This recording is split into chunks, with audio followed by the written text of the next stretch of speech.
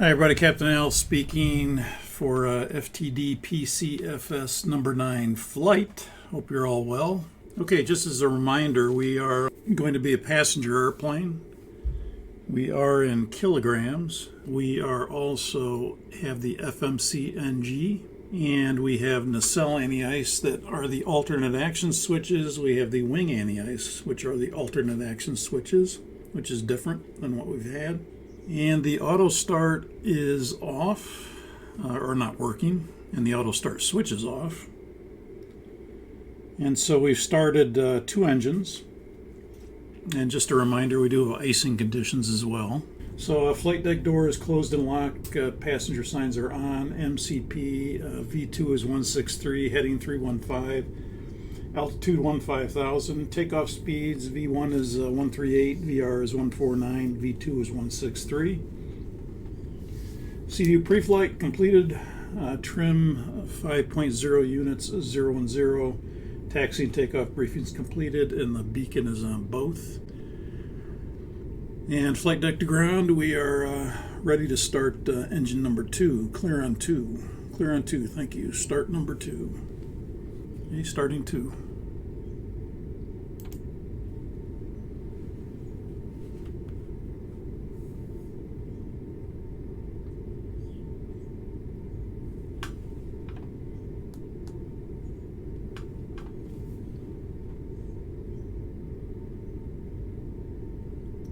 It looks like we have no rotation.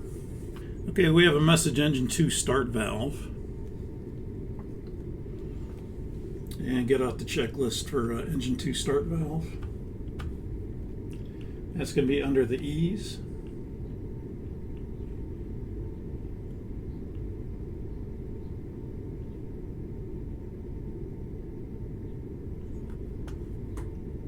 Engine 2 start valve 7.34. The start valve is not in the commanded position. In-flight or ground start using bleed air source may be unsuccessful. If in flight, that's not the case. That completes the checklist for engine 2 start valve. Flight deck to ground, we have a start valve that did not open. The start switch is pulled, and we have a ICAS message engine 2 start valve. Okay, we'll push the start switch in, and if you could get us maintenance, and we'll stand by. You notice when you pull the start switch out, that is going to open the start valve, but if the start valve doesn't open, then that's a disagreement between the switch position and the valve position. And so the valve is closed, the switch is pulled out, disagreement generates the ICAS message. You'll notice that if you were to just reach up and push the start switch in, the ICAS message would go away. So you don't want to reach up and push the start switch in, you want to leave it out so you can see what the ICAS message is, and that way you can go to the proper checklist. Okay, maintenance flight deck. Yes sir, go ahead. We have a mechanic positioned at engine number 2, and he is going to open the start valve manually. You can call him directly at engine number 2, and I'll stand by in the nose. Okay, understand, we'll contact the mechanic at engine number 2. Now, in order to contact the mechanic at engine number 2, we have to select the service interphone switch on, and we have to be in the flight position on the audio control panel, and then that will hook up the service interphone to the flight interphone and allow us to speak to any of the ports around the airplane. And of course, each engine has a specific hookup where they can hook up their headset, and then they can talk to the flight deck, assuming that we have that service interphone on. Now you'll notice that because the start valve did not open, or there was no procedure to where to go after that. If we went to the MEL, because the checklist doesn't tell us too much really, but if we did go to the MEL and we looked up the fact that the start valve didn't open, then it would lead us through a flight crew operating procedure to manually open the start valve via maintenance.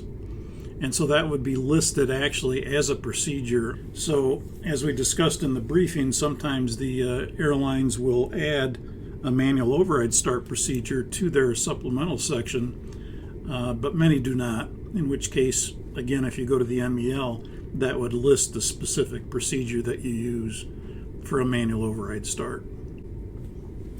So we're going to go ahead and put the service interphone switch on, which is up on the overhead panel. It's right here where it says service interphone. We'll turn that on. And then down on the audio control panel, we'll go to the flight position on my audio panel.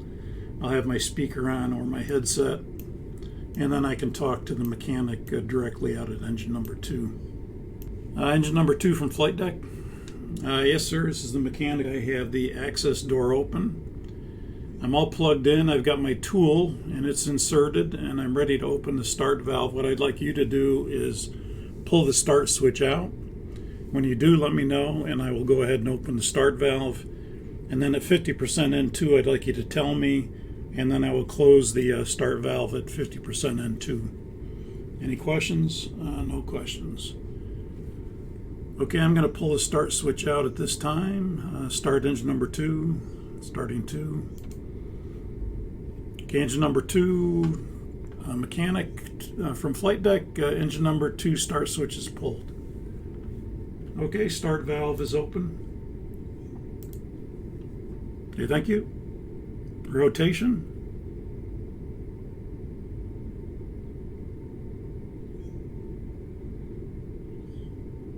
Oil pressure. N1. We're past the fuel on command indicator on N2, so we'll go to run. We'll hack our clock. We have fuel flow light off.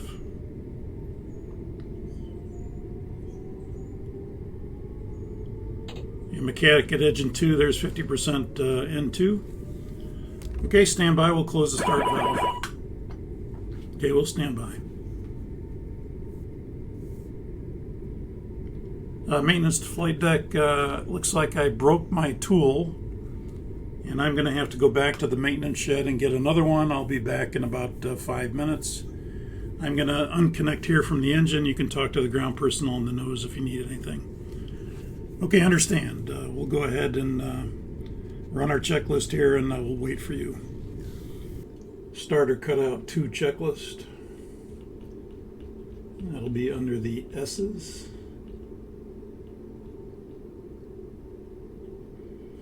Starter cutout 1, 2, 3, 4, 7.46.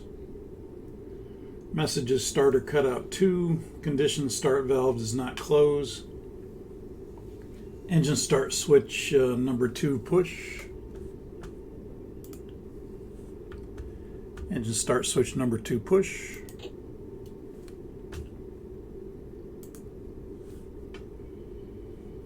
Choose one, starter cutout message blanks or starter cutout message stays shown.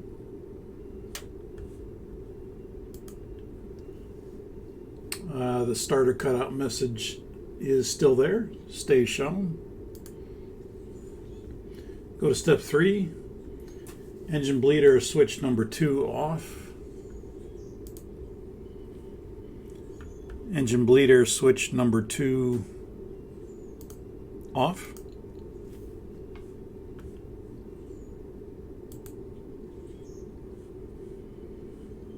On the saline, the ice for the affected engine is not available. We are a passenger airplane, but we're GE engines, so this would apply. A reverse thrust for the affected engine is not available. And that completes the starter cutout 2 checklist. Okay, maintenance to flight deck. Yes, sir, go ahead. I've got a new tool, and I've got it inserted. And I'm ready to close the start valve on your command, and I'd like you to verify that the ICAS message disappears and the start light extinguishes when I close the start valve. Okay, anytime you're ready, go ahead and close the start valve. Okay, start valve closed. Okay, the ICAS message has disappeared, the start light has extinguished, and the start valve looks like it's closed. Okay, we're going to button up here at the engine. You're okay per MEL to go with that particular item. Record it in the logbook, and we'll button up here at the engine. Okay, understand, you'll button up. We'll see you next time. And we can go ahead now, since we're normal, we would again check the MEL, and the MEL would say we can go with this particular problem. The only precaution is that we may not be able to do a starter assist if we have an engine failure and we have cross bleed displayed. Then we may not be able to do a starter assist because we may not be able to get the start valve open again automatically. And we don't have a mechanic in the air, so that could be a problem. We could do a windmilling assist, but we would not be able to do a starter assist since he had to manually close it. And once that's complete, we'd have to restore the bleed. There's no checklist that would tell us that, but things are back to normal. So we'd bring the bleed back on. Flight deck to ground, just verify the mechanic is clear, and we'd like to start engine number 1. Yes, mechanic is clear of the engine. You're clear on 1. Clear on 1. Okay, start 1. Starting 1.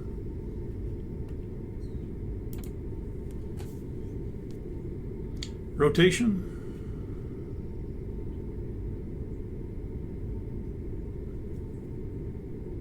Oil pressure. N1. Pass the fuel on command indicator. We'll go to run. Hack the clock. We have fuel flow. We have light off.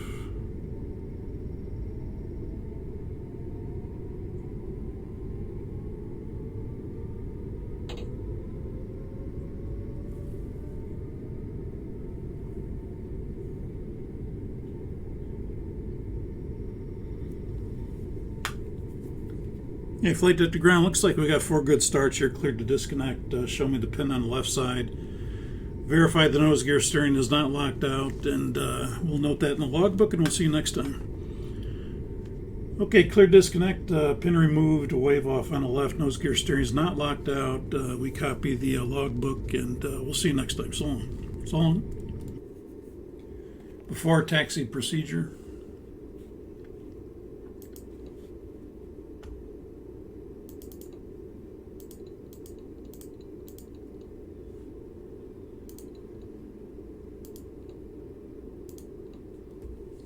Flaps 20.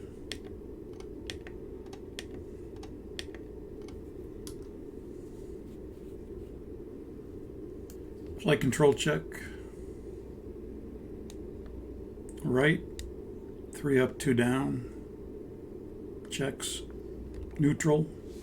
Left. 3 up, 2 down. Checks. Neutral. Elevator 2 down. Checks. Neutral. Elevator 2 up. Checks. Neutral. Rudder 2 right. Checks. Neutral. Rudder 2 left. Checks. Neutral.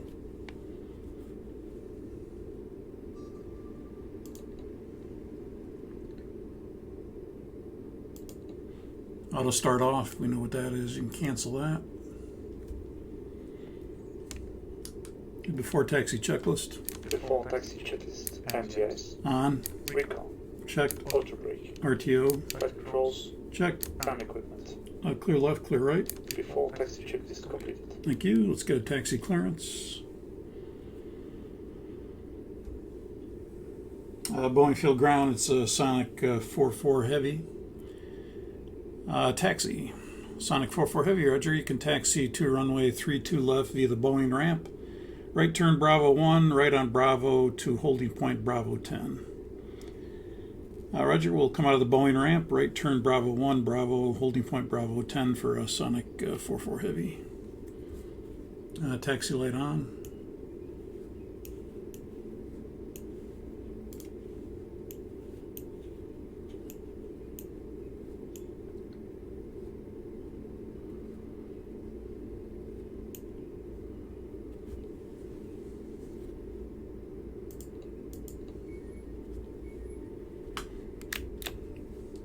Okay, brake released. Clear left, clear right.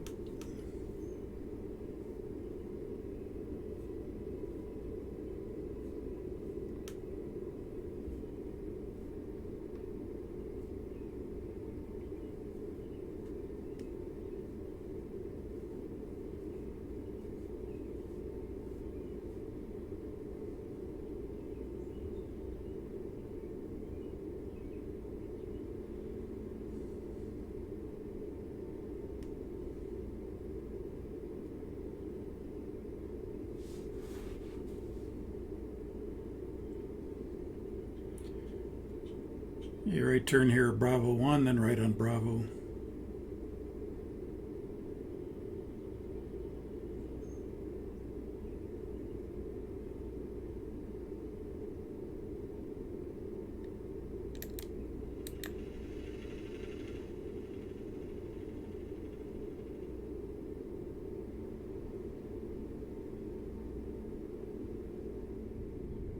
Okay, no changes to the briefing. It's going to be the Needle 1 departure off runway 32 left. We'll be climbing to 15,000, expecting vectors to flak and flight plan route. Top altitude is flight level 250 is the cruise altitude. 6,400 is the minimum sector altitude to the east. And no other additions or subtractions. I'm going to be in terrain for the purposes of training, and you be in weather for takeoff checklist. Before takeoff checklist. Flaps. 20. Before takeoff checklist completed. Thank you. Okay, you can tell them we're ready. Runway 32 left. Boeing Tower, Sonic 44 Heavy is ready for departure. Runway 32 left, Sonic 44 Heavy, Roger, line up and wait, runway 32 left, line up and wait, 32 left, Sonic 44 Heavy. Okay, I see the signage for runway 32 left, approach area is clear, and final items.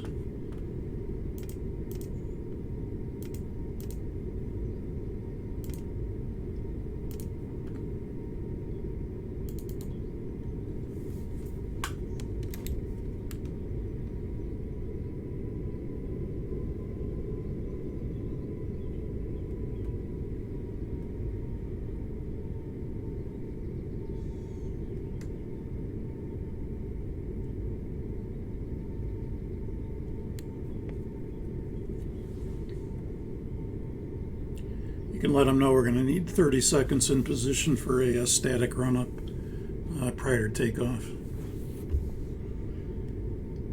Boeing Tower, Sonic 44 Heavy, we'll need about 30 seconds in position to do a engine run-up prior to takeoff due to icing conditions. Sonic 44 Heavy, Roger. Thank you.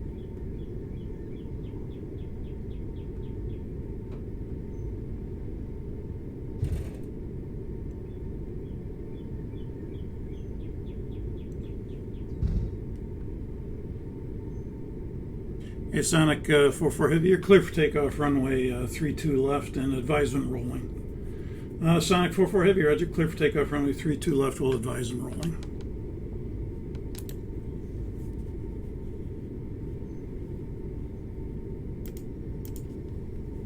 Hey, landing lights are on.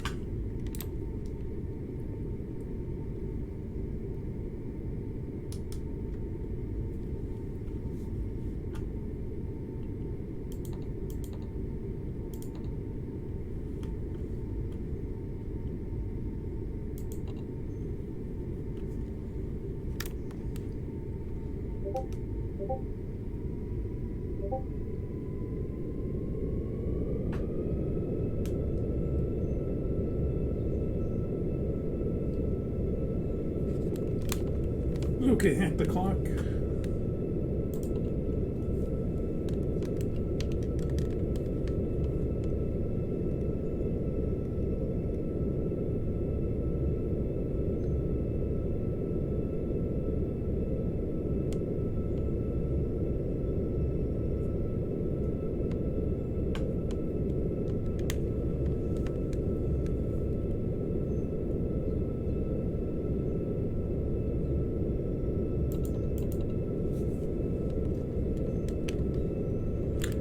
Sonic 44 Heavy is rolling. Sonic 44 Heavy, Roger, thank you. Okay, take off. Stabilized. Set takeoff thrust. Thrust set.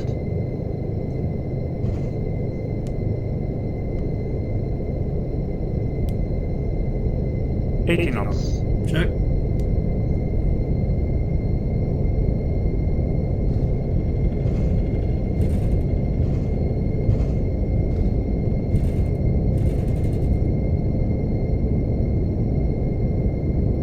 V1. Rotate.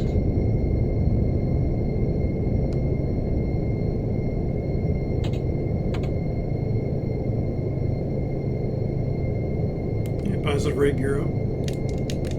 Positive rate. Gear up.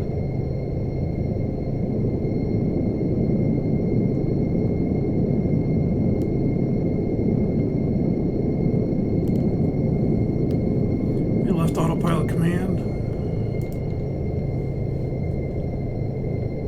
Sonic 44 Heavy contact departure. Sonic 44 Heavy over departure zone.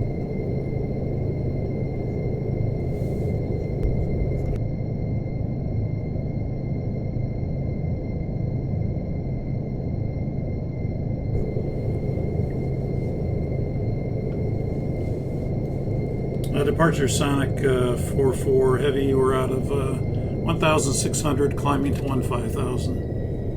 Sonic 44 Heavy, Roger. Your radar contact. I'll have a turn for you in about 5 miles. Sonic 44 Heavy, Roger. Copy.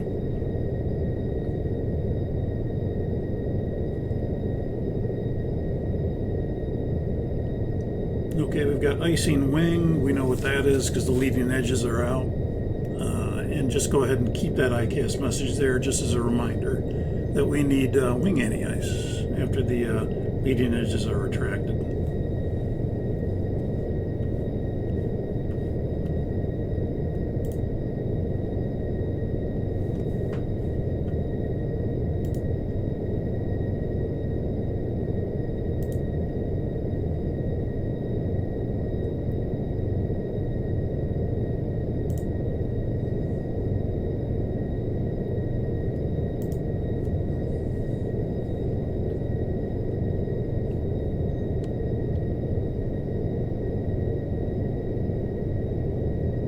Let's go flaps 10. Flaps 10.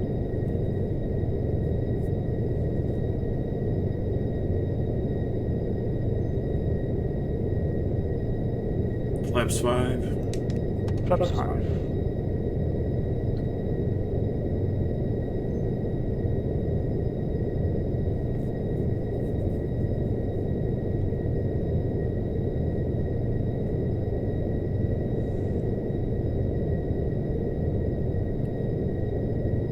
Flaps 1. Flaps 1. Sonic 44 Heavy, you're clear direct flak now, direct flak. Sonic 44 Heavy, you're direct to flak. Okay, direct flak.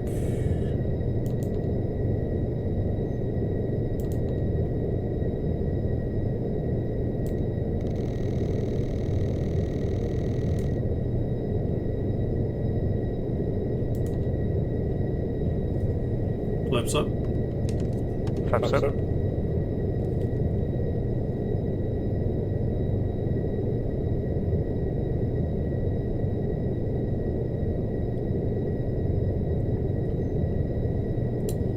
Flaps are up after takeoff checklist. After takeoff checklist. Landing gear. Up and off. Flaps. Up. After takeoff checklist completed. Thank you. Wing anti-ice on.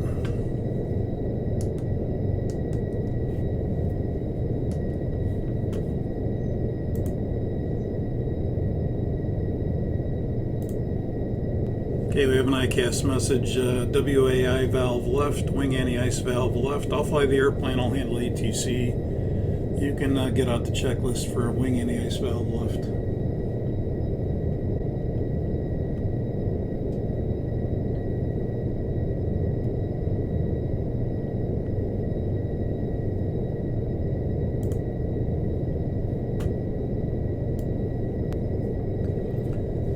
Departure, it's a Sonic 44 Heavy. Just advise when the where the tops are today if you have any reports. Sonic 44, we've had reports of tops around 15,000. Sonic 44 Heavy, thank you.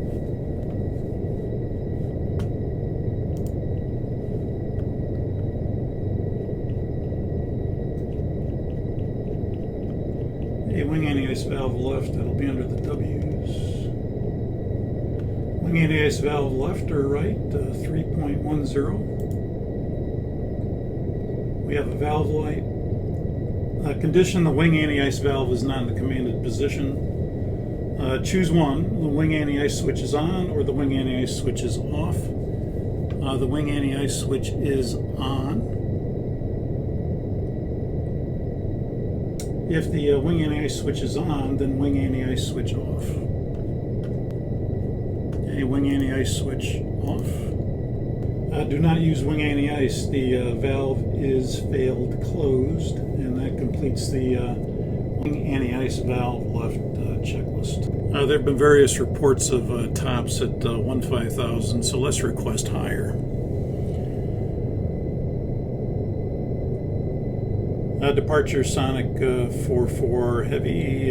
We'd like to get higher at this time if we could. Sonic 44 Heavy, Roger. Contact Seattle Center now 120.3. He'll have higher for you. Seattle Center 120.3, and we'll see you next time. Seattle Center Sonic 44 Heavy. We're leaving 13,000, climbing to 15,000. We'd like higher. We've got a wing anti-ice problem, and our wing anti-ice system is off for the wing, so we'd like to get on top as soon as practicable. Sonic 44, Roger, you can climb and maintain flight level 250. Climb and maintain flight level 250, Sonic 44. Let's bring the speed back. We'll come back to about 290. We'll get on top here.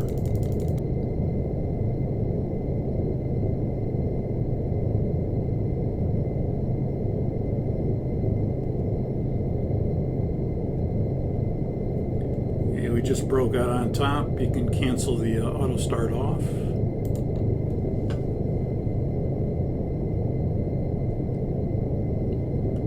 And we'll resume normal speed now.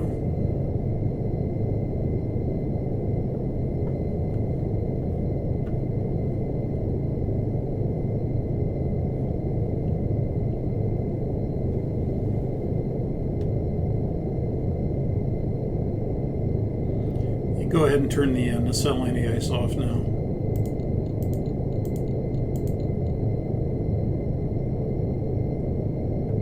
Okay, transition altitude 18,000 standard.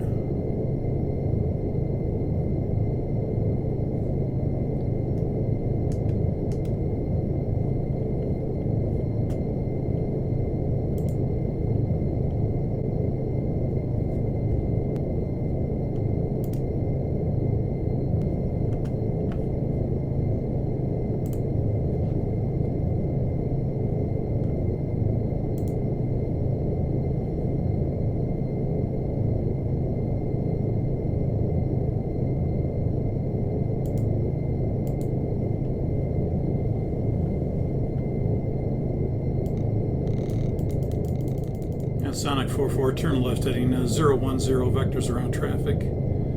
Sonic 44 heading 010, vectors around traffic. 010, 010. Heading select.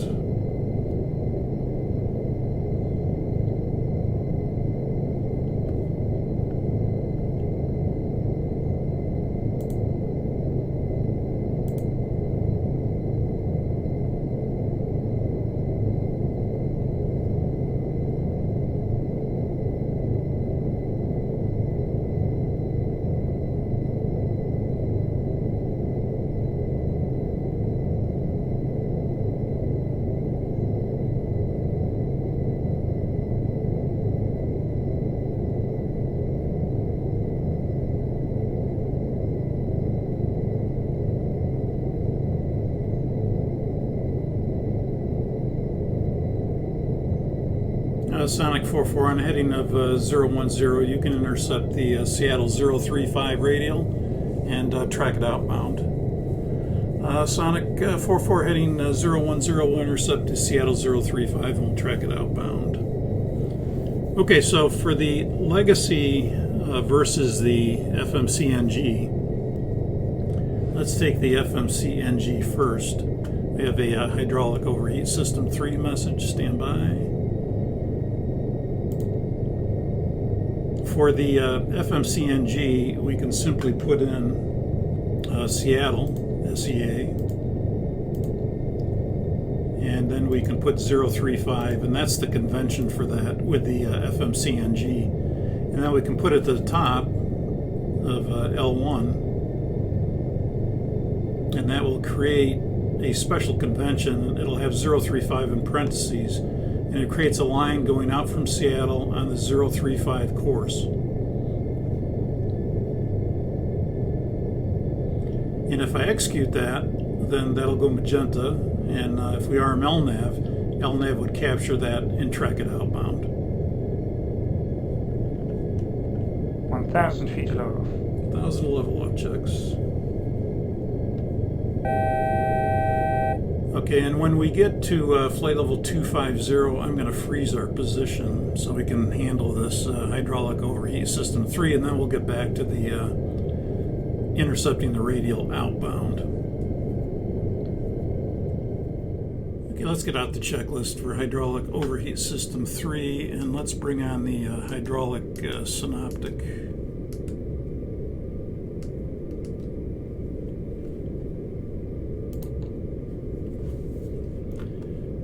System 3, the temperature is high.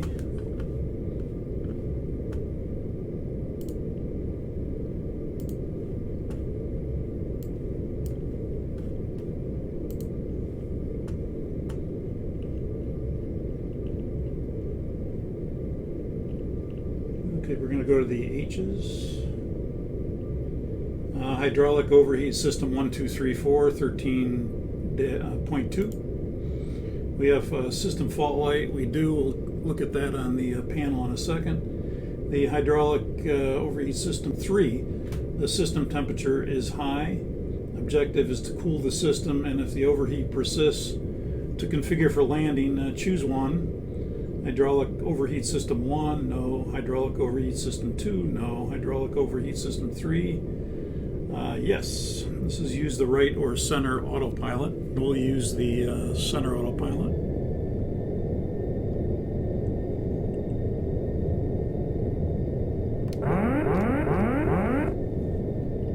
Center autopilot command. And so we're on the center autopilot. Go to step 2. Engine pump switch number 3 off. Engine 3, engine driven pump switch off.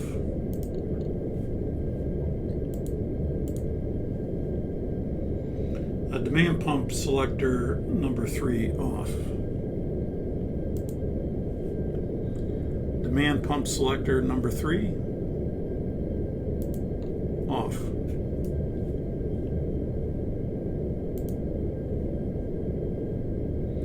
When the hydraulic overheat system message blanks, demand pump selector number 3 auto. Here we have hydraulic pressure system 3. We know what that is because we just disabled the system.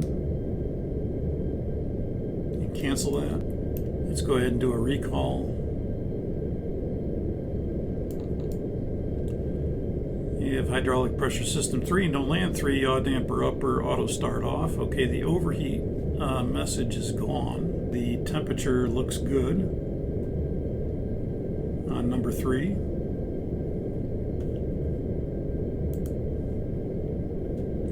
So when the hydraulic overheat system message blanks, and it did, demand pump selector number 3 auto. Demand pump selector 3 to auto. And if these lights extinguished, we're in business. And they did. So that means we had an overheat in the engine-driven pump, but the demand pump seems to be not creating the overheat. And it reestablished pressure to hydraulic system 3, so these lights went out. So it says, do not accomplish the following checklist.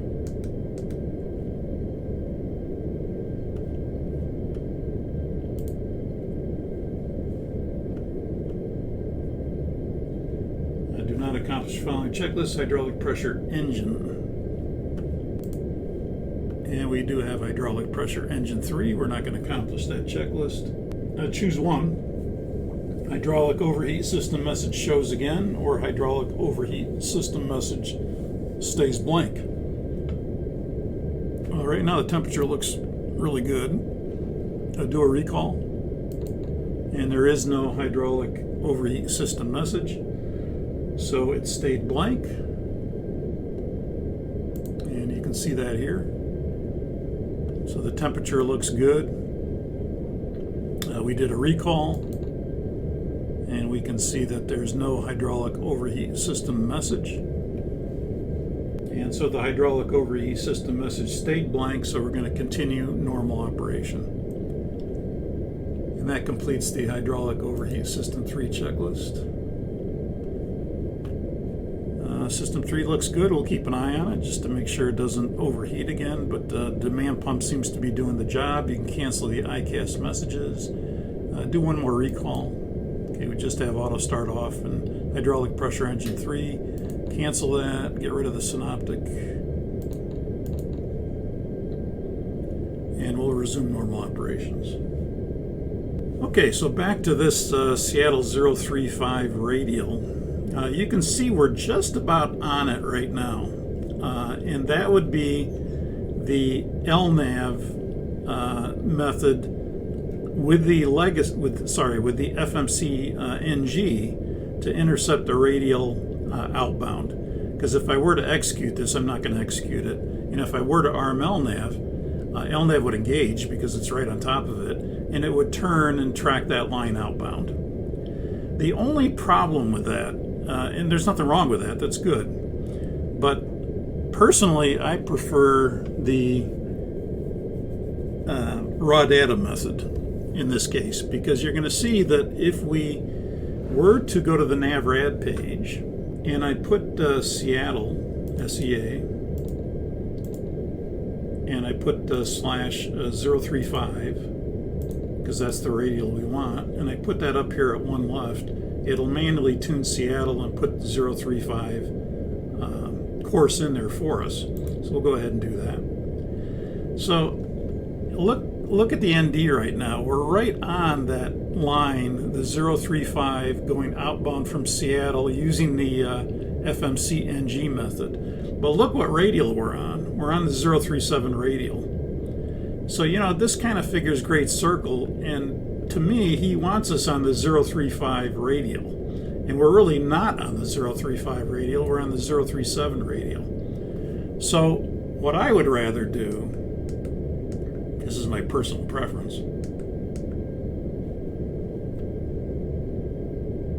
is if I go to the legs page, and let's erase that now. You can see where we are. We're right on that line. But if I go up here to the, and I'll erase that. If I go up here to the VOR mode,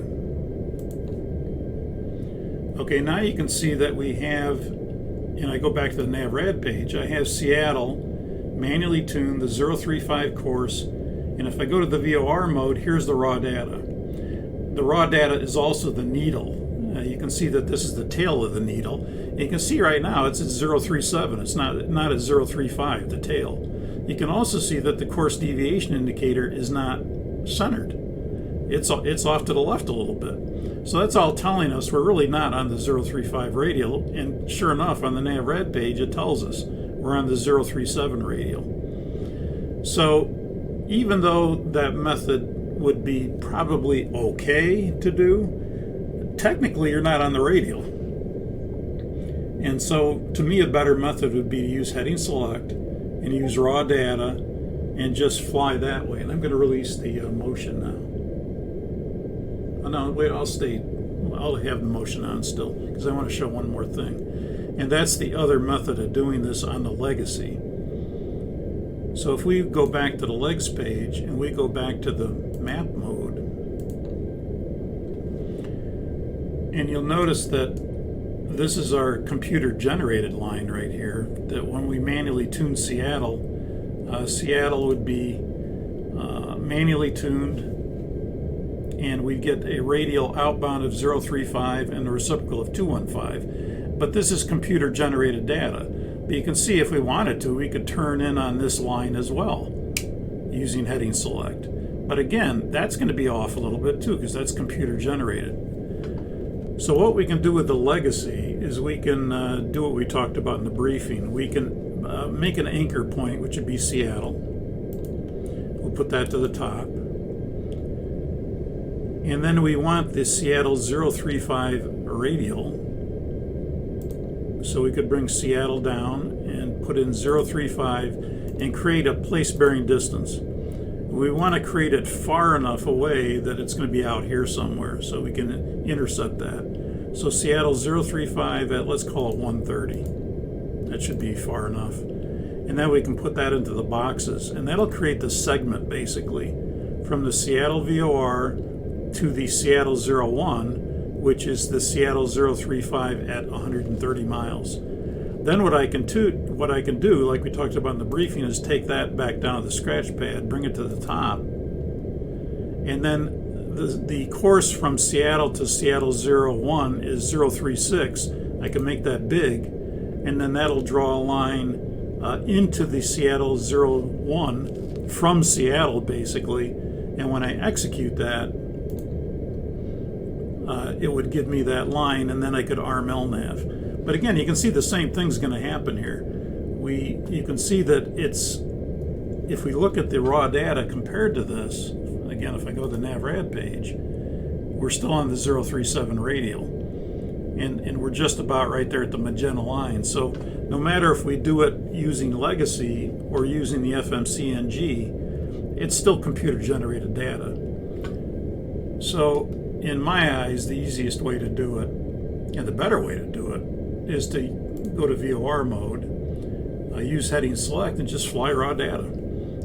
You could either, again, use the needle. This is the tail of the needle. Or certainly it's easier to use the actual VOR mode on your side, in this case the captain, because we're on left VOR, and left VOR is the captain's side. So we'll go ahead and I'll release the motion now. And we'll continue to fly. And when we get on the 035 radial, then we'll go ahead and center the needle. And then you'll see that it's more accurate. Again, if we did it the other way, we'd be 2 degrees off, actually. And you can see already we're on the 036 radial. Needle's starting to center more.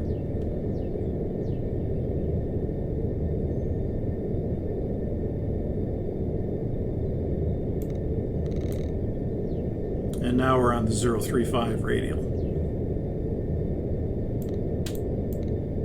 And now we can take whatever cut we need for wind. And this to me would be a better way to fly it, because you are on the 035 radial now. You're not on the 037 like you would be if you used LNAV.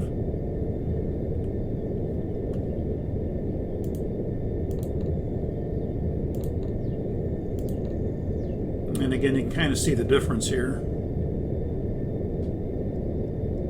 That the magenta line is off our right. You can see that right here. It's off our right side, and we're right here. The green dash line actually looks pretty good.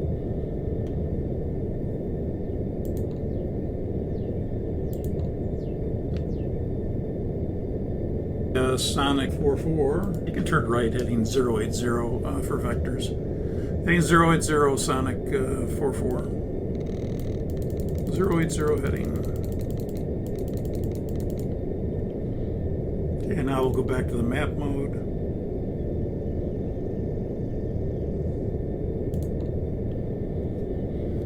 And Sonic 44 Heavy, on the heading to 080, you can intercept the airway to onset flight plan route. Sonic 44, Roger, will intercept the airway to onset flight plan route for Sonic 44.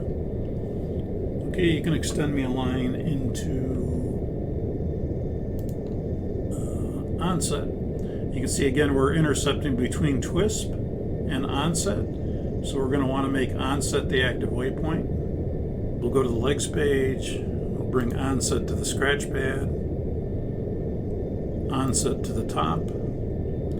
And then the course of 047 is the previous remembered inbound course from TWISP to onset.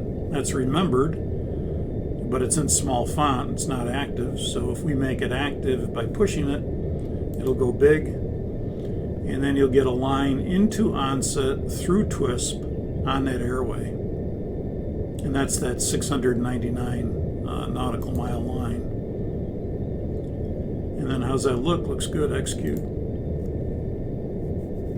And then we'll have that intercept to the airway going to onset on course. And and then we can go ahead and RML nav. Now once we're done with this, of course, this intercepting at 035, we can go back to the NavRad page and we can delete Seattle, and then that will revert it back to auto tuning or route tuning, whatever it chooses to do. So if I delete that, you'll notice it goes back to Yankee Delta Charlie, and it's auto tuning that now. And the green dashed line goes away, and Seattle goes away. And the next thing we're going to discuss is the step altitudes. I notice the Aerowinks I don't think is doing this very well, but you can see that we have a RVSM in here for the step size. We can change that to ICAO by putting an I in there, and then this would be ICAO step size. ICAO is 2,000 foot steps up to flight level 290, and then 4,000 foot steps above flight level 290. If you put RVSM in, it would be an R, and then that would be telling it you want 2,000 foot step increments. You could also specify as 0 and say, well, we don't want to step at all. And in that case, there'd be no step predictions if you put a 0 in there. You can see everything disappeared here. Let's put in ICAO.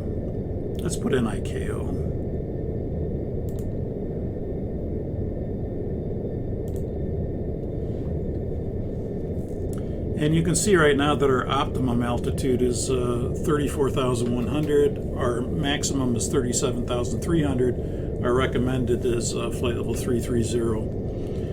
Well, you know, if you wanted to step at this point to a higher altitude, we should be able to do that. So if I were to put in, let's say, the recommended 330, and I put that in the step 2 altitude line, it says step 2 flight level 330, and it says available at none. Well, this I don't agree with. I mean, I think it should say now, because you can step to flight level 330 now. We're at a weight that allows that.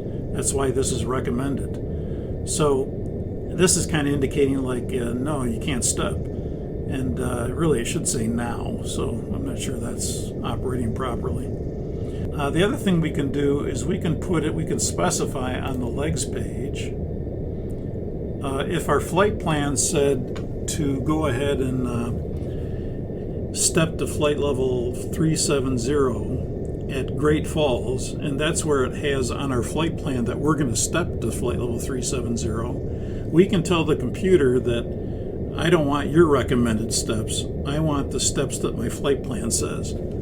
So we could put in 370, and we could put an S indicating we want to climb to flight level 370 at Great Falls.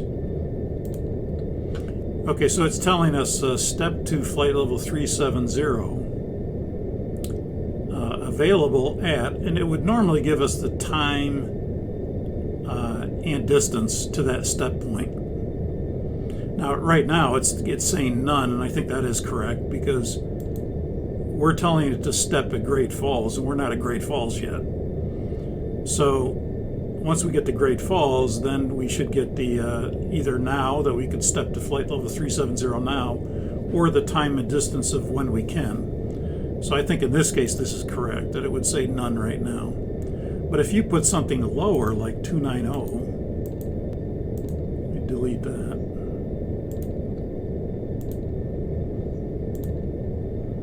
And then let's put in 290 again.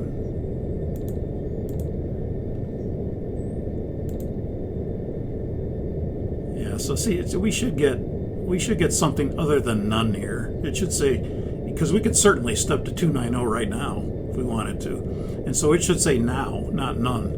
Available at now. You could step to 290 right now. So I'm not sure that's working right. But again, the main point is that the steps can be predicted by the FMC depending on what you have in here, ICAO, RVSM. And then, or you could go to legs page and put an S in with the altitude for where you're expecting to step based on your flight plan to a higher altitude. Let's take a look at the RTA progress page. If we go to the progress page, and it's page 1 of 4 in the FMCNG, it would be page 1 of 3 in the Legacy. So the Legacy has 3 pages, FMCNG has 4 pages. If we go to page 3, we'll get the RTA progress page. And let's say we want to cross Viking no later than a certain time. We could go find Viking, that's on page 3 here. Line select the scratch pad, go back to the progress page, 3. And we could put Viking into the fix line.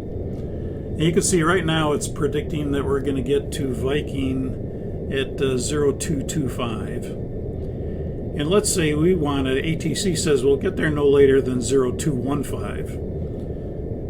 We could put that 0215 into the RTA boxes.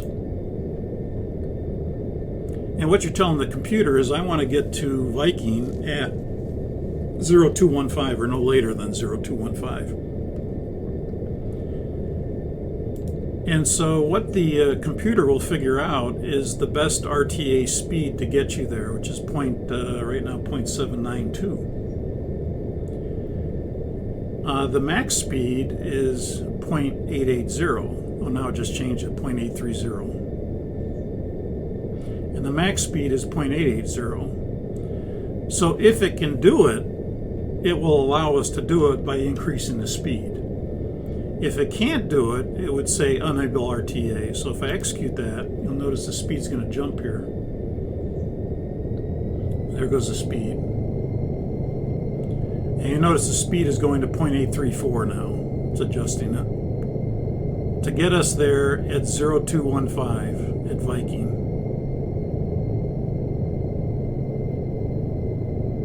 So it's almost maxed out for this altitude for flight level 250 if we stay here. If you put something like, let's say, let's go 0200, it's not going to be able to do that. So if you put 0200 in there and then execute, we're asking for it to get there maybe an unreasonable request, and now we get the unable RTA. It's saying that, well, I can bring you up to the yellow box here, but it can't go beyond that, and you're not going to make it by 0200 unable. So we tell ATC unable. So that's how you use this required time of arrival RTA. Let me delete that. And when you execute it, it'll go back to your cruise speed. Okay, equipment cooling. I'll fly the airplane, handle ATC. You get out the checklist for equipment cooling. You go ahead and cancel the caution.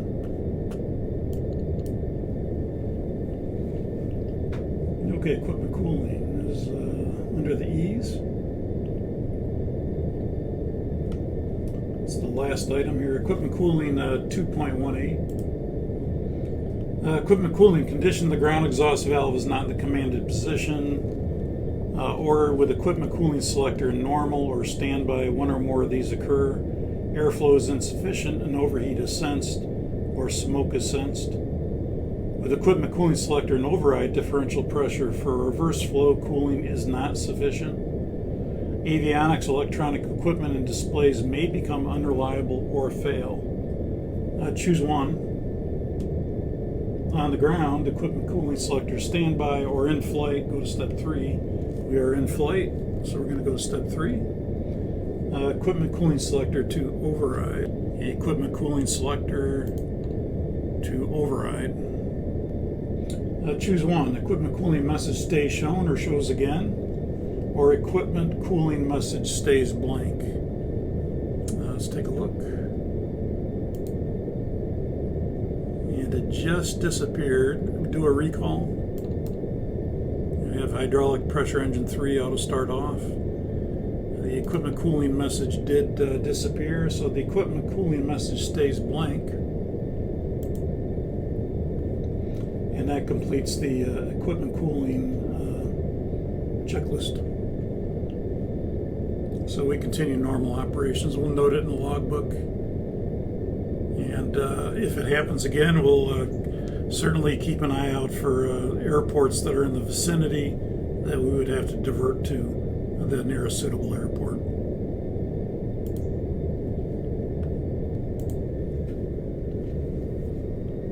Engine failure.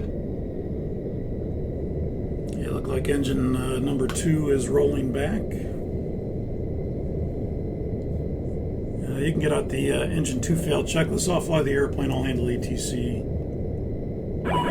Put some rudder trim in there. And checklist for engine 2 fail.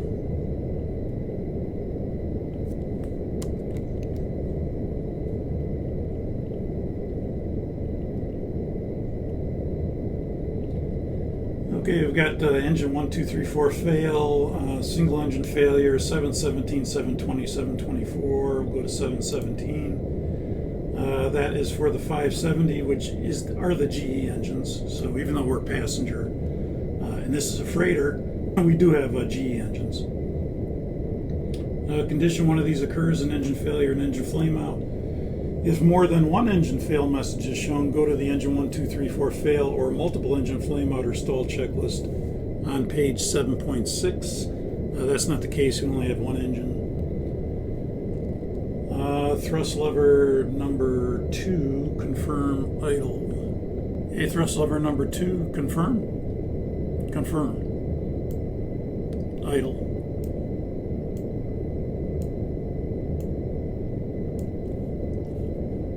Okay, continue. Fuel control switch number 2, confirm cutoff.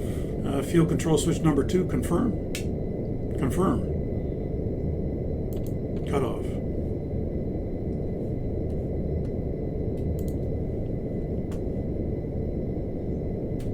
Transponder mode selector TA only. Transponder mode selector TA only.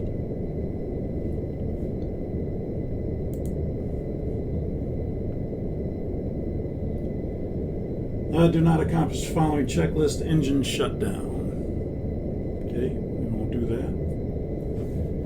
A restart may be attempted if there is N1 rotation and no abnormal airframe vibration.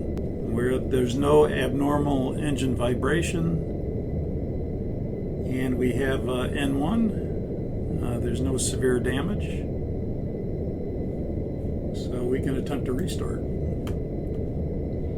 Choose one: restart is not needed or restart is needed. I will say restart is needed. Go to step 8. Monitor EGT during start. Engines may accelerate idle very slowly, especially at high altitudes. Slow acceleration may be incorrectly interpreted as a hung start or an engine malfunction. If N2 is steadily increasing and EGT stays within limits, the start is progressing normally. Choose one. Crossbleed is not shown or crossbleed is shown. Crossbleed would be right here on the N2. And you don't see that. I don't see that. So crossbleed is not shown. If crossbleed was shown, we might have a problem, because remember we had the start valve problem and we would not be able to do a start or assist. So fuel control switch to run. And let's see, our auto start switch is off. Actually, this would say go to step 13, so 13. Let's just look ahead a little bit. It says abort start condition is listed and normal procedures occurs. We're going to bring the fuel control switch to cut off if that occurs and push the start switch. If it's normal, we go back to TARA.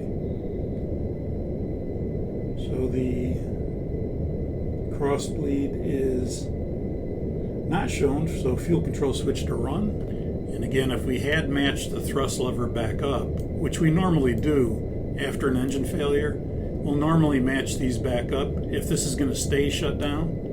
And that way you have a handful of 4 thrust levers. It'd be a little awkward if one of these was back here and you're operating 1, 3, and 4, but this one keeps moving with the auto throttle. So once the engine is shut down, normally you'd match these back up. Oops. You'd match those back up. If I'm going to restart it, though, I want it back to idle and stay idle. So we're going to go fuel control switch to run, and we'll hack our clock.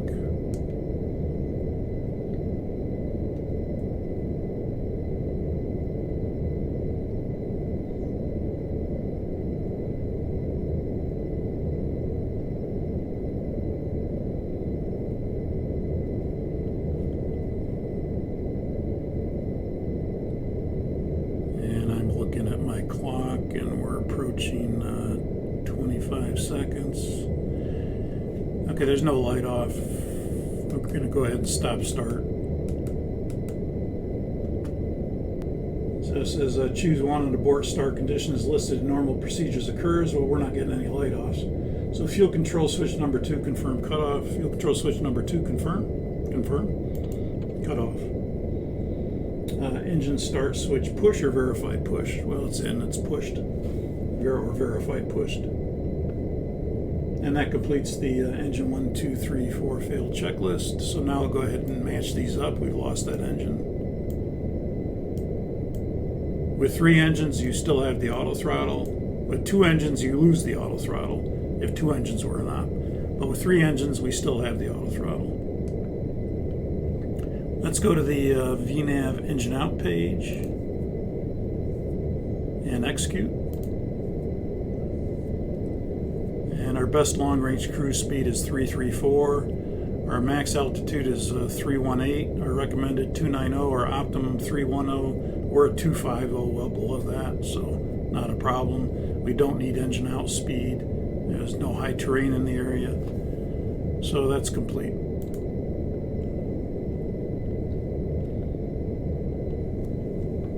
Okay, let's call the company and let the company know that we have we've had a multiple problems so far, but the last problem is that the fact that the engine 2 is shut down. It did not relight. We attempted one start on it, and the engine is shut down and secured. And the company says that they would like us to divert rather than continue on to Chicago. They would prefer that we divert to Spokane because they have good maintenance facilities at Spokane, and so they request we divert to Spokane. And we copy that, we agree, we check the weather in Spokane, it's good, there's not a problem, and we sign off with the company, and okay, let them know that we'd like to divert to Spokane. Seattle Center, it's Sonic 44. We would like to divert to Spokane at this time. We have a 1 engine shutdown, and we're diverting as a precaution. Sonic 44, Roger, we copy. And overhead Yankee X-ray Charlie, you can go direct Golf Echo Golf for Spokane Airport, and we'll have the weather and approach in use for you shortly. Sonic 44 Heavy, Roger. Okay, so you can go ahead and cancel that ICAS message, engine 2 shutdown. You can blank the secondary ICAS.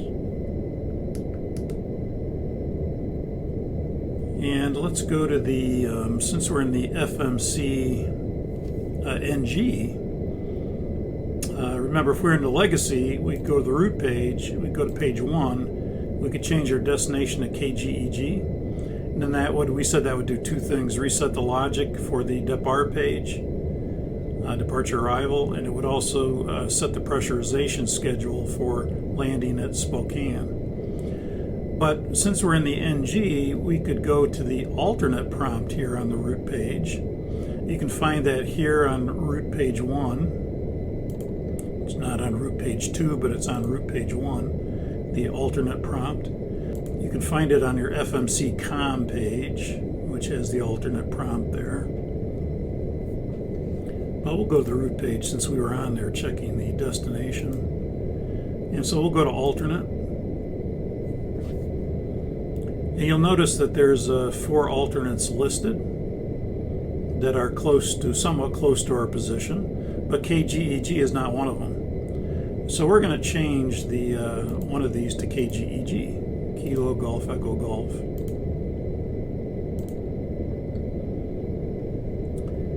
and then it places it in terms of the distance. These three airports ahead of it are closer, but Spokane will end up landing there with 74.7 on the fuel. We'll get there at 0025, so certainly pretty close by. And now you'll see that we can do one of two things. We could divert now to Spokane if we select it. So you'll notice there's a little caroted prompt here. Right now it says Charlie Yankee X-ray Charlie divert now. We don't want that. But if we select this little caroted prompt, we'll get this some choices here. We can divert to Spokane directly.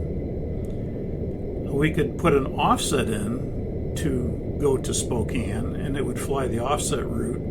Or we could go overhead a point. And since he told us, fly to Yankee X-ray Charlie and then go direct Spokane, we'll choose this overhead point just so we can choose an option here. If we just wanted to use direct, it's selected right now, and all we would need to do is come down here at 6 right and push KGEG divert now and execute, and it would go direct Spokane, direct to the airport, KGEG now. But he told us to continue to Yankee X-ray Charlie, and we're not on fire or anything. We're certainly in a stable situation, so there's not a problem with going to Yankee X-ray Charlie and then going to Spokane. So we'll go overhead Spokane. And so if we select that, it would show the select prompt, overhead Yankee X-ray Charlie, and then it says KGEG divert now. So we're going to go ahead and do that. We'll push that. You'll notice now that the dashed line goes to Yankee X-ray Charlie and then goes to Spokane. Yeah, we'll go ahead and execute that. That looks good. We're going to Spokane overhead Yankee X-ray Charlie, execute. And that's also going to then change our destination to Spokane automatically. And then our logic is such that it's set up now for Spokane arrivals to select our approach when he gives us our approach. So that's kind of use of the alternate page on the FMCNG. If you wanted to use the legacy, again, we'd have to go to the route page, change the destination, and then that sets everything in motion for going to Spokane. Too much in there, maybe.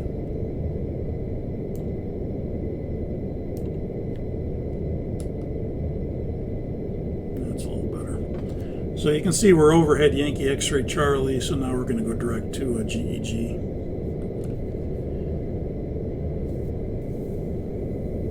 And Seattle, can you get the current weather and approach in use at Spokane for us, if you could?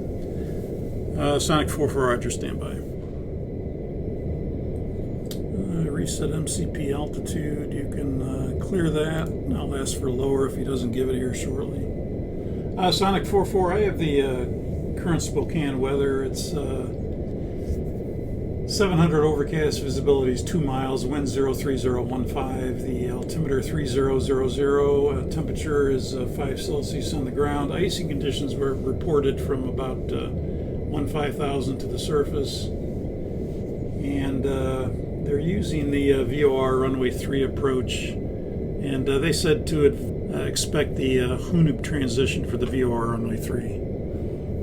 Sonic 44, we copy VOR runway 3 with the Hunub transition. And Sonic 44 Heavy Roger, and you can cross Hunub at 5,000, cross Hunub at 5,000. Sonic 44 Heavy Roger will cross Hunub at 5,000 for the VOR runway 3 approach. So we'll go with DEPAR, we're on Spokane arrivals, we want the VOR 3 approach. VOR runway 3, he said the Hunub transition, we'll select that. Go ahead and execute that. We'll look at the legs page. We've got Hunub, D196X at 5,000 or above, Spokane, and the runway and the missed approach. He said cross Hunub at 5,000, so we'll put that in now. And then we'll take a look at where our top of descent point is for awareness. It's right here, so it's still a ways away. So we've got Hunub, the fix that leads into going straight in. The the Spokane VOR, and then outbound from the Spokane VOR to runway 3, and then the missed approach back to Spokane at 4200. So we'll check and make sure that's all good. NavRad page, we'll go ahead and delete the ILS frequency. We don't need that. And flap 30 speed will be 161. 312s our gross weight, and our max landing weight is 286. So we're going to need to dump some fuel prior to landing. So let's request a fuel dumping area, or if we can continue straight ahead, but we're going to need to dump some fuel. Seattle Sonic 44, we're going to need to jettison some fuel. It's probably going to take us around 20 minutes, 25 minutes or so to dump that fuel.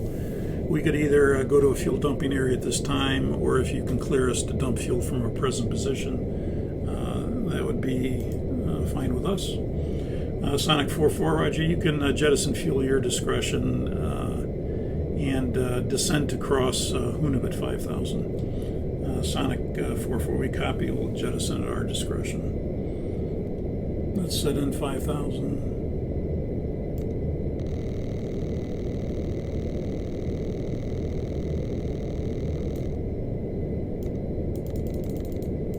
Okay, 5000. And let's figure what we need for fuel jettison. Right now, if we look at our Perfinit page, we're at 236.4. We need to go to 286. So that'd be about 50 tons, would put us at 286.4. So let's make the fuel to remain 49 tons, which will put us right below our max landing weight. And let's get out the fuel jettison checklist. Okay, fuel jettison checklist, that's going to be an unenunciated, so that's going to be behind the ICAS message list. And that's here. Fuel jettison is 12.8. Fuel jettison is needed as the condition. Fuel jettison selector A or B. You can tell them we're leaving flight level 250 for 5000. Seattle Sonic 44, we're leaving flight level 250 at this time for to cross Hunabit 5000. Sonic 44, Roger, copy. Okay, you'll notice also we have the fuel jettison selector, not the max one that we've had, but we had the one where you actually have to figure it out. So we're going to go to A. And fuel to remain set.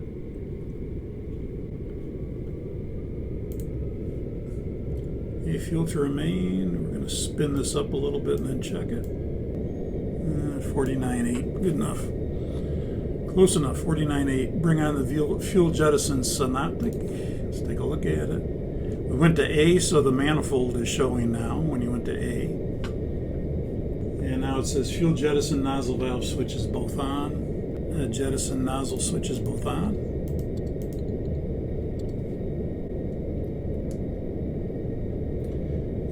Fuel pump switches, all tanks that have fuel on. We have fuel in tanks 1, 2, 3, 4 in the reserves, nothing in the stab, nothing in the center, nothing in the center, nothing in the stab. We've got the overrides on, we've got main tanks 1, 2, 3, 4 on. That's good. Do not extend or retract flaps between flaps 1 and 5 during fuel jettison. So we're going to have to remember that. We'll probably have to stop the fuel dump when we extend the flaps. Because we're probably not going to be, it looks like right now, we'll show you that in a minute, the max landing weight. It's going to take 22 minutes right now to get down to the max landing weight. You take out some of this rudder trim. Okay, so do not accomplish following checklist during jettison. Fuel override 2 and 3. So if it needs to balance, it will balance, and you might see these messages come on as it balances the fuel, because it can do that with the jettison system. And then when the fuel pressure center message, no, we don't have that. Okay, when jettison is complete, fuel jettison nozzle valve switches both off, and then fuel jettison selector off. Okay, so we may have to terminate that and then bring it back on as we extend flaps, because I don't think we're going to be done with our dumping. Altimeter at Spokane is 3000.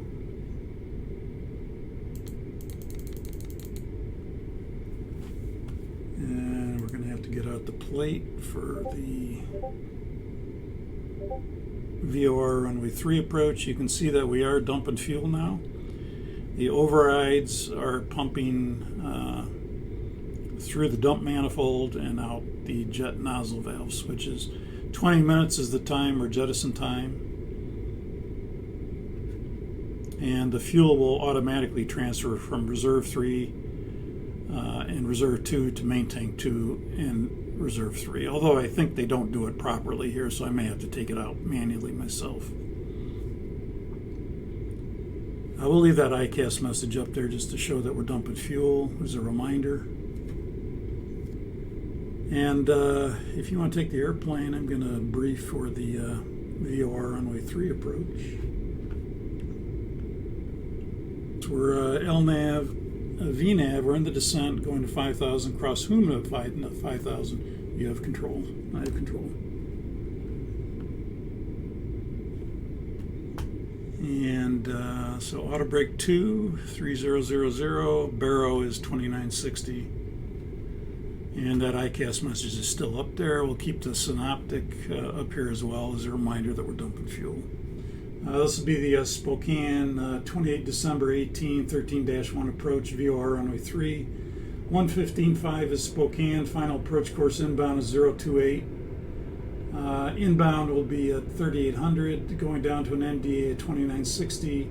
That's a 575-foot height above touchdown. Minimum sector to the northwest is 5,300, to the northeast is 6,500, to the southeast is 5,200, to the southwest is 4,300. We're going to be coming in here to Hunab, which is a 10 DME arc fix for the transition. We'll be at 5,000 feet during the arc approach. Once we get inbound past Zegro, which is actually that D196X on our legs page, we're going to descend to 3,800 feet. Passing Spokane VOR, we'll go down to icing nacelle, 15,000. Yeah, bring on the nacelle anti-ice. We're starting to encounter icing conditions. Okay, nacelle anti-ice on. Wing anti-ice, we have to leave off. And hopefully we don't pick up too much ice. We need 1 1/4 miles of visibility for the approach. We're looking for a PAPI on the left side, ALS F2 approach light system. And there is a ball note here. Only authorized operators may use VNAV DA in lieu of MDA. We are an authorized operator, so we do not have to add 50 feet to the MDA. We can use 2,960, so that's okay. In the event of a missed approach, it's going to be climbing left turn to 4,200, direct to Spokane VOR and hold. Continue climb and hold to 4,200. Let's see the notes. Nothing applicable. Transition 18,000. Altimeter inches. Okay, that completes the briefing. We'll be landing runway 3. That is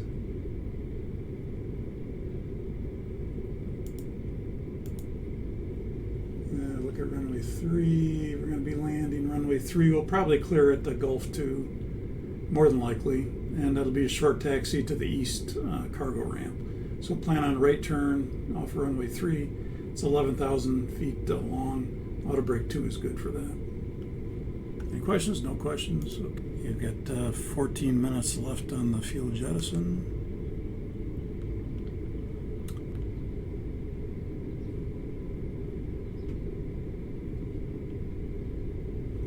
Now we've got a hydraulic quantity low message number 4. Bring up the hydraulic synoptic. Quantity is dropping. Yeah, it's dropping to 0. Here goes the pressure. Hydraulic quantity low 4.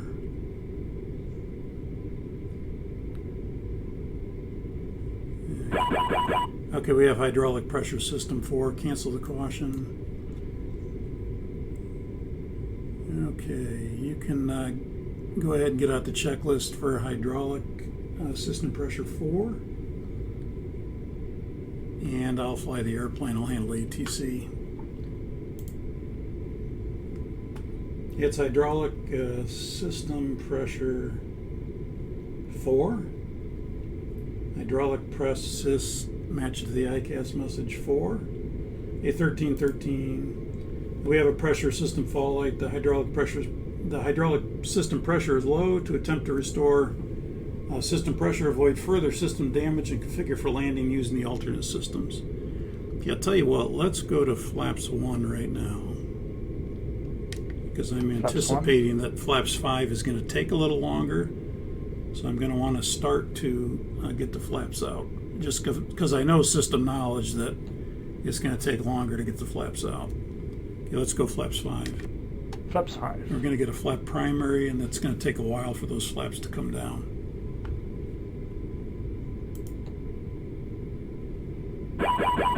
Okay, silence the caution. Okay, so it's going to take a while for these flaps to come down, the outboard now.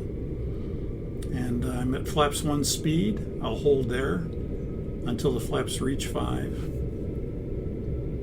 And we're in the secondary mode. And again, system knowledge would tell me to turn the auto brakes off, because I know system 4 is affected. Let's go back to the checklist. Okay, demand pump selector number 4 on.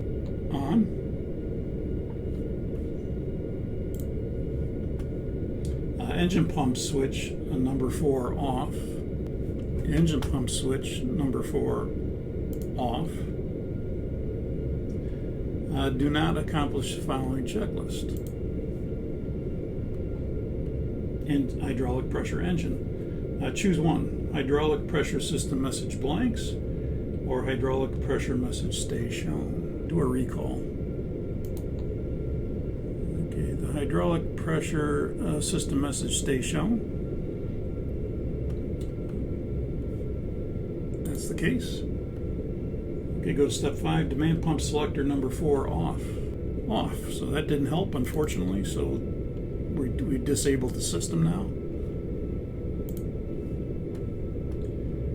Note degraded or inoperative items below. Okay, we're going to go to system 4. Right outboard elevator and pitch control is reduced. Outboard trailing edge flaps hydraulic operations and Trailing edge flaps move in the secondary mode. Secondary extension for flaps 1 to 5 requires approximately 4 minutes. During approach, allow extra time for flap extension. 2 inboard spoiler panels on each wing are in Roll rate and spoiler capability are reduced. Wing gear, hydraulic extension, retraction are at Alternate gear extension is needed. System 4 primary brake sources in System 1 and System 2 alternate brake sources are available, and the auto brake is inoperative. Manual braking is needed. Thrust reverser does not apply. Okay, recall switch. Go ahead and push. Recall switch push. Did that. Choose one. Only one hydraulic pressure system message is shown. Yeah, we got a hydraulic quantity low. We've got a hydraulic pressure engine, but there's only one hydraulic pressure system 4 message shown. You can cancel those. If that's the case, go to step 12. Okay, sort the descent checklist. Recall, we did check that. Auto brake is going to be off, and the landing data, we're still dumping fuel. So I violated that 1 to 5. We should have stopped the fuel jettison, and then we should have resumed it when the flaps got to 5. AC wing, we know about that. The flaps are at 5, we'll set the speed. So ding 1 for me as far as the stopping the fuel jettison. We should have stopped it. Okay, next altitude is 3,800. We're in VNAV, so let's set that. And we're at flaps 5. Let's go flaps 10. Flaps 10. We'll wait to set the speed. And you can see again here that, again, we did, like we were talking about, should have stopped the flaps at the jettison at 1 and then continued it at 5. Okay, continue with the checklist. Okay, landing data. Let's update our VREF speed. Let's see if I can switch back real 2500. quick. So we're at 156, 155 now. That's pretty good. That'll be pretty close, probably.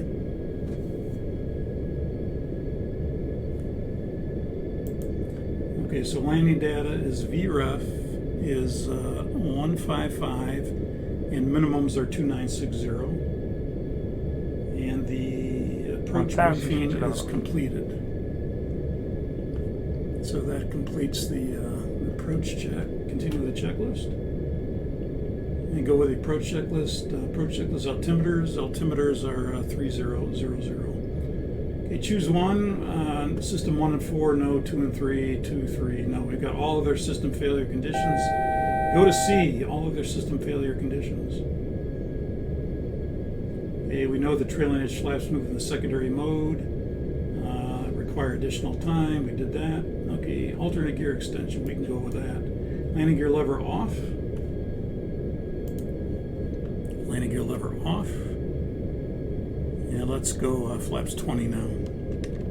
Flaps 20. I'll set flaps 10 speed. Okay, landing gear lever off. Do not exceed the gear extend limit speed 270.82. And then the action is not reversible. Alternate nose and body and wing gear extend switches to alternate. And when all gear are down, landing gear lever down. Okay, so we're going to go to, we're off on the gear switch, and we'll go to alternate. Localizer alive. We'll go to alternate, and we'll let the gear come down. Okay, next altitude after 3800 is going to be the MDA, which is going to be 2960, so we'll set 2900.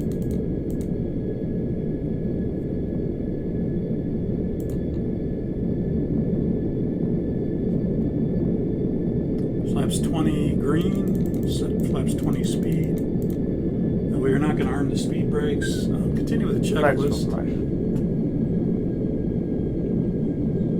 Okay, when all gear are down, landing gear lever down. Okay, so all gear are down, landing gear lever down. Okay. And if system 4 is inoperative, auto brake selector off it is. Extend the ground spoilers manually and slowly. Automatic extension of the outboard ground spoilers without automatic extension of the inbound ground spoilers causes the nose to pitch up. And then we're going to go to landing checklist. Okay, we've got the 2960 set. Here's down flaps 20. Let's go flaps 30. And flaps 30. We'll hold on the 1000 speed, feet set level. flaps 30. We're approaching Spokane. Spokane will be at 3800.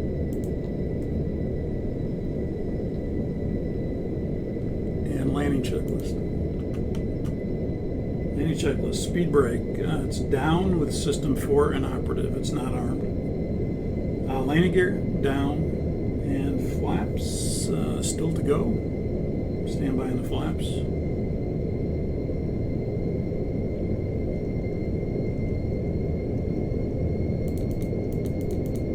Okay, flaps are 30, and the landing checklist. You see, they just got to 30, and the landing checklist is complete. Let's terminate the fuel jettison now. Again, we could have terminated it a long time ago if we wanted to, especially if we're going to be dumping over a populated area. We probably would have. You set the missed approach altitude. That's going to be 4200. Localizer alive. 4200 set. We got tanked engine. We'll ignore that. Okay, we're 1,000 feet. Instruments normal. Missed approach altitude set 4200. Approaching minimums.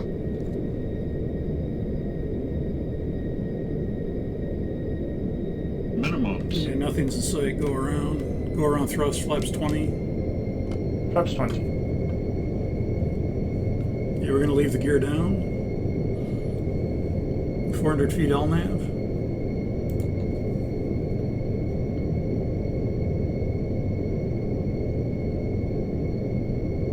1,000 to level off. 1,000 feet to level off.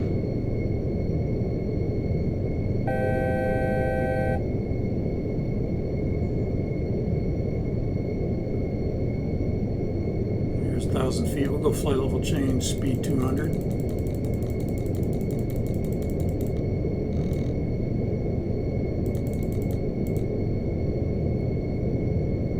Left turn to Spokane. Flaps 10. Flaps 10.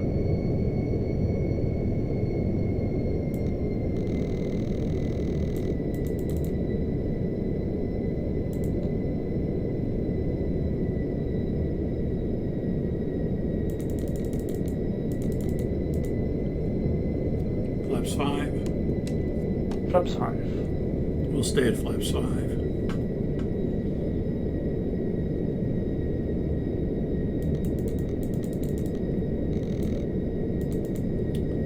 Sonic 44, you can contact departure now. Sonic 44, roger. Or Sonic 44, just go right to approach. Sonic 44, roger. Approach on 128.4. 128.4, thank you. Approach Sonic 44, we're proceeding to the hold at Spokane at 4,200. Sonic 44, roger. Stand by, we'll give you an update on the weather and the approach and use. Sonic 44, roger.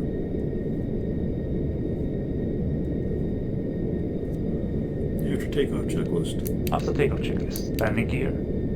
Is down. Flaps. 5. After takeoff checklist completed. Thank you.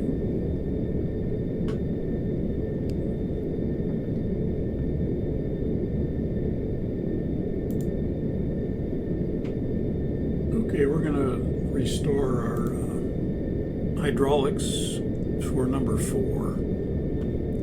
Let's bring the hydraulic synoptic up. Yeah, let's see if we can get that back.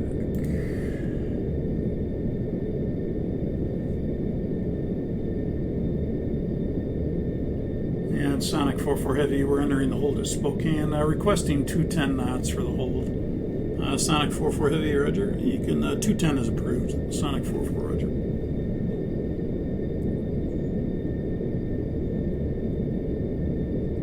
Okay, let's go with the,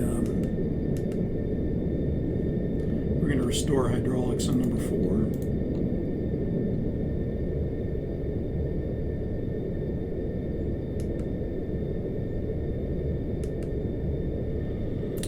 Number 4 looks good.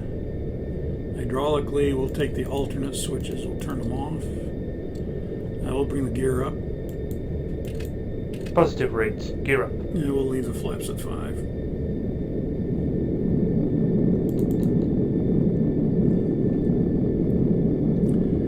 Sonic 44, you can fly heading 1. Present heading's good, 170. Sonic 44 heading 170. Roger, expect radar vectors for the ILS runway 3. Sonic 44, roger, ILS runway 3 approach. Heading 170. Heading select. Sonic 44 descend and maintain 3,900. Sonic 44 Heavy descending to 3,900, leaving 4,200.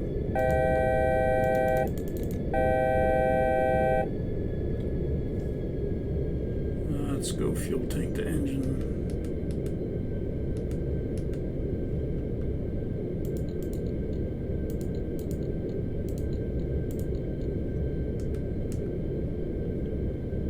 Do a recall. And icing nacelle, engine 2 shut down, icing wing, fuel imbalance. That's okay because it didn't get this fuel out of there, out of the reserves, which it should have. I had meant to go in there and delete this right here, or put that fuel into here, because this fuel should be out of here in the reserves, but it's not transferring it fast enough. So this 2.5 should actually be in here, and this should be 0. It's not quite the fuel schedule it would do during a fuel jettison. But that imbalance is not anything great here. It's about 3,000 pounds, which is fine. Okay, you can set me up for the ILS runway 3 approach. Departure arrival, ILS runway 3. We'll do the Jedu intercept for now. We're on radar vector, so that's fine.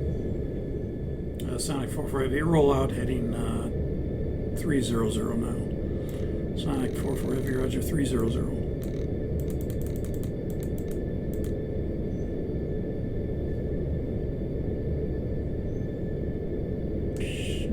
We'll extend a line into Karut here.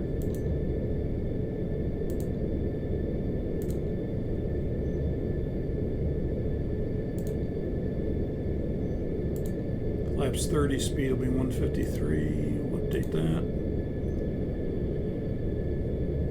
And I think I'll probably put us on motion freeze for a second, since we're not quite ready.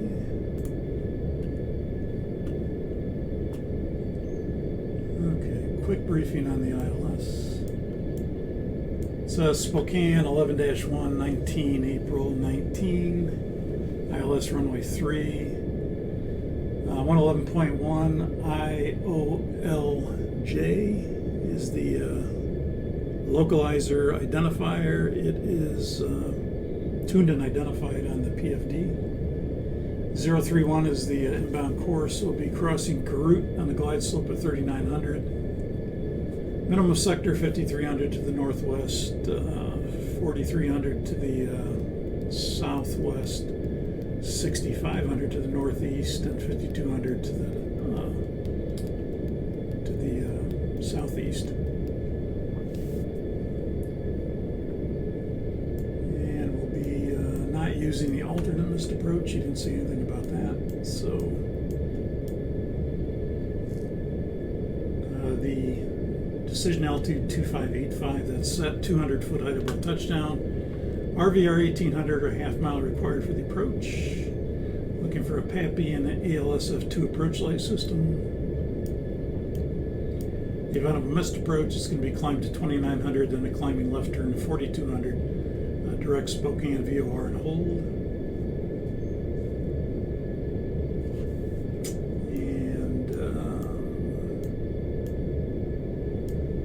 That's about it. Again, we're landing runway 3.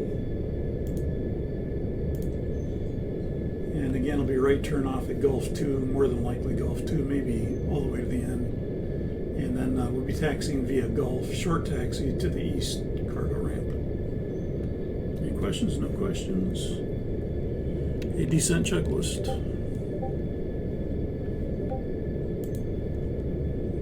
Descent checklist. Recall. Yeah, let's take a look at that again.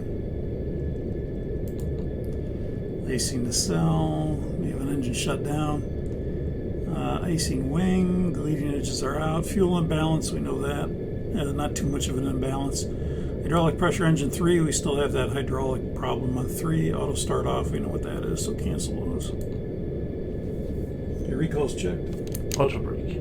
2. Landing data. VRF 30 is 153. Minimum's 2585. Approach briefing. Completed. Descent checklist completed. Okay, approach checklist. Approach checklist. Altimeter. Altimeters are 3000. Approach checklist completed. Thank you. Sonic 44 Heavy, right turn 010 on that heading. Cleared the ILS approach. Runway 3, contact the tower at Karut. Heading 010, cleared the ILS runway 3, Sonic 44 Heavy, tower at Karut. Heading 010, clear for the approach.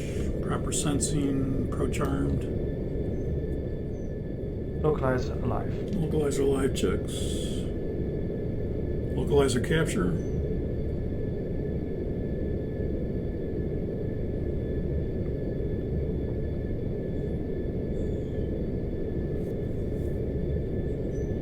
Let's go flaps 10. Flaps 10.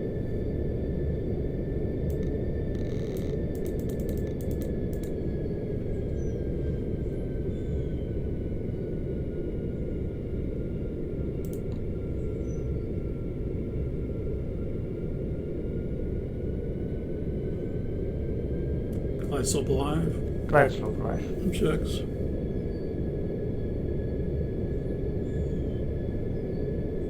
Tactical gear down, flaps 20. Gear down. Flaps 20.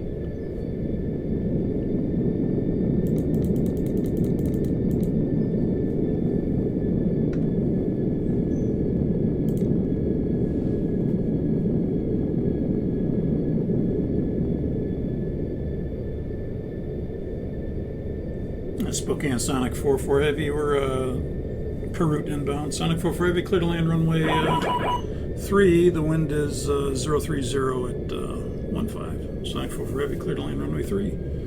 Route 3900, flaps 30. And flaps 30.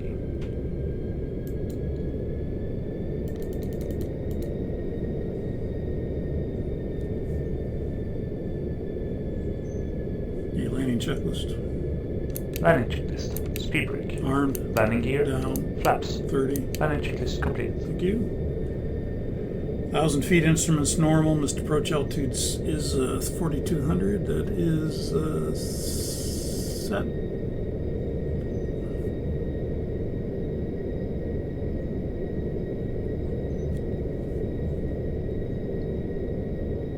It's interesting that when we come in this way, we do not get any GPWS terrain warnings from the Aerowings database. If you come in on the runway 21 end, you do.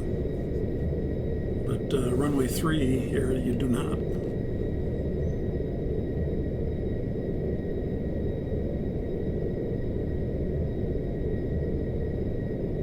It's 500 feet, land 3.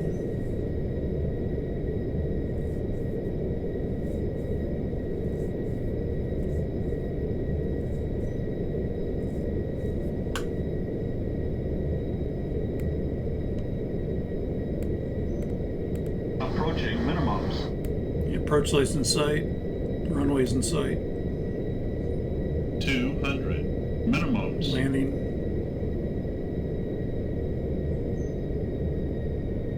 $100.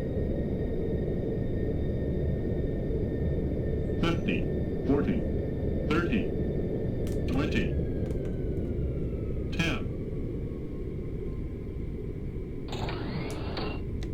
Speed brake up. Reverse normal, except reverse on 1 and 4 only.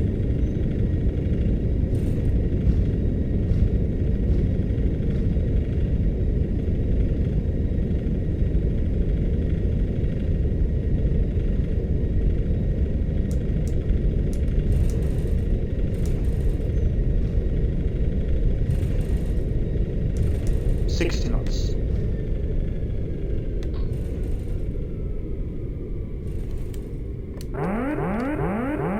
Autopilot off. Auto brakes off. Auto brakes.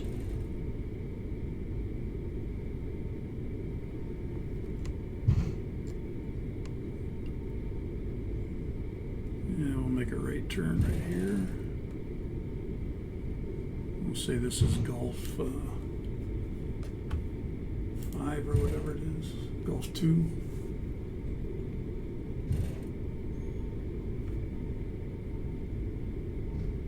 And Sonic 4-4, you can switch to ground. Sonic 4-4 Heavy, roger, over to ground.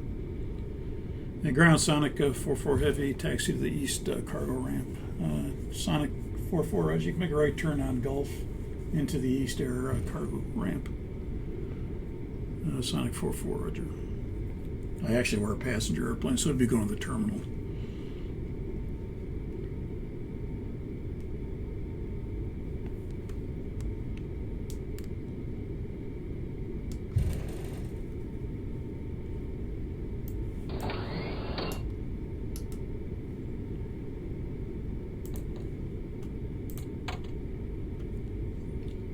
Okay, after landing procedure.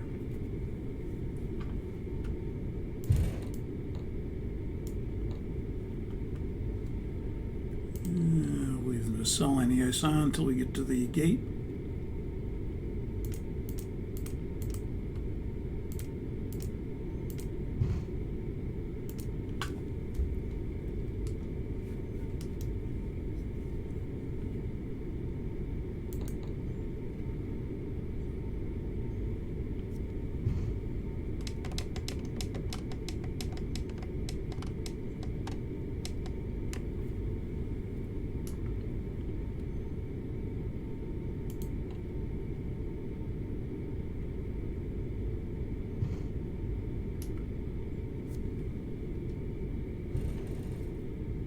After landing procedure complete. Okay. And when the flaps are up, we'll be at the gate.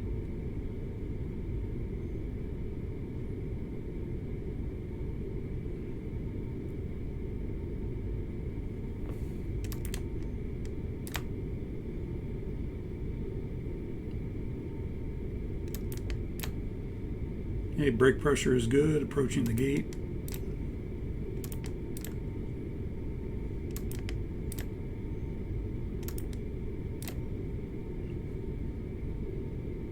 And we're at the gate.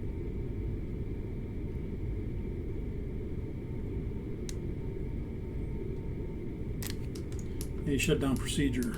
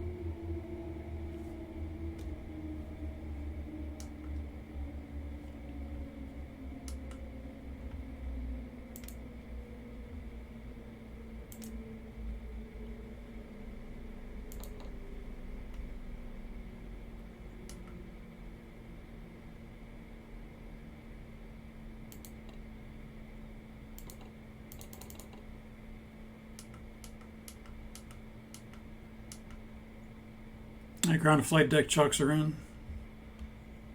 Okay, chocks in, thank you.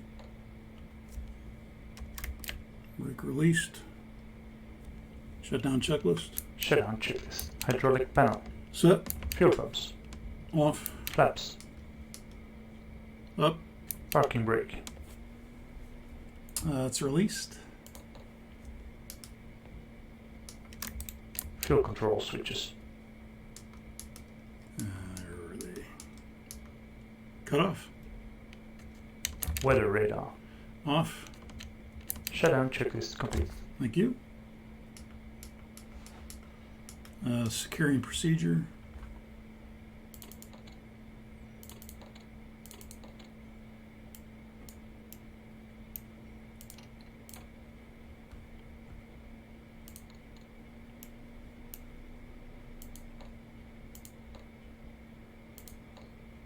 Everybody's off the airplane and securing checklist. Secure checklist. IRSs. Off. Emergency exit lights. Off. Packs. Off. Secure checklist completed. Thanks for the flight. Okay. Okay, that completes FTD PCFS number 9. That's actually a pretty busy lesson.